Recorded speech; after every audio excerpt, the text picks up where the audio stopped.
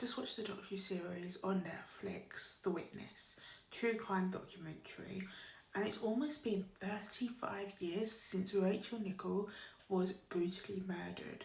And now the infamous 1992 tragedy, which took place in broad daylight with only her infant son as the only witness, has now been shown on screens. And basically, on July 1992, British model Rachel Nichols was on a walk through Wimbledon Common in southwest London with her son Alex, aged 2, and their dog Molly. The 23-year-old mother was attacked out of nowhere. She was sexually assaulted and stabbed 49 times until she died. And this was all in broad daylight whilst her son looked on. And her murder made Alex a 2-year-old, and his mother had just been attacked. He was in the spotlight because he was the only witness, and he is actually one of the only youngest sources ever for police questioning. So Alex's father Andre actually opted to relocate his family to rural France just out of fear for his son's safety, since her killer was still on the loose. And Alex said, I'm grown up now, and the moment he saw his mum's soul leave her body, he said, I will never forget it. He tried to save her life. So he said he saw a stranger who was lurching towards them, and he had a black bag over his shoulders. Then Alex was grabbed and thrown to the ground.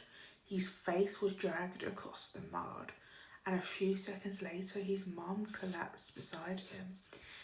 And Alex allegedly saw Rachel's killer wash the blood off his hands in the nearby stream, and he just disappeared.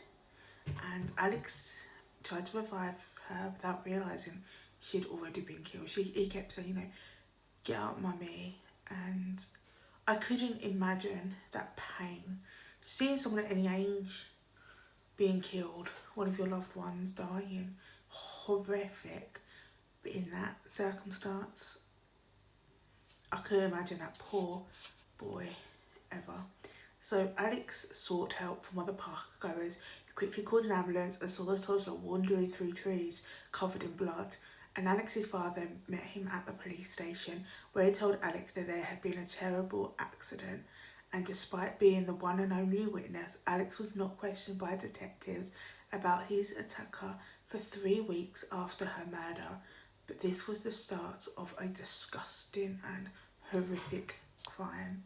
Colin Stagg was investigated, and he was thought to be the killer. He was charged with the murder in 1993, but there was no forensic evidence actually linking him to the case or the scene, and he remained in custody for 13 months until a judge cleared him of the murder in 1994.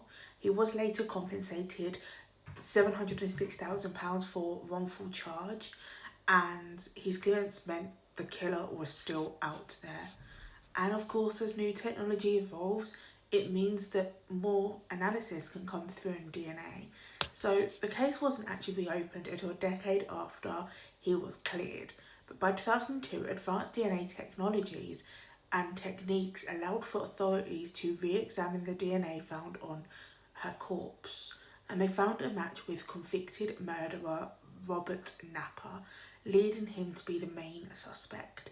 And Robert was already indefinitely detained at Broadmoor Hospital for a series of grape attacks starting in 1989 on Plumstead Common in southeast London. And Robert was later found guilty of Rachel's murder and even confessed to the crime, leading to his conviction in 2001. And Alex said once he saw his mum's killer's photo, he found nothing.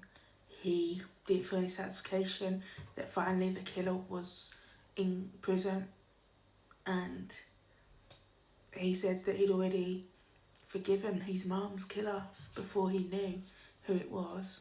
So this is a very heartbreaking true crime series.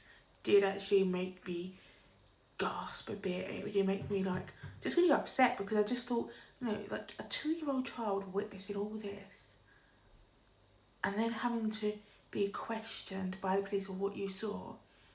This poor boy must have so much trauma, and I just couldn't imagine. I just couldn't imagine it.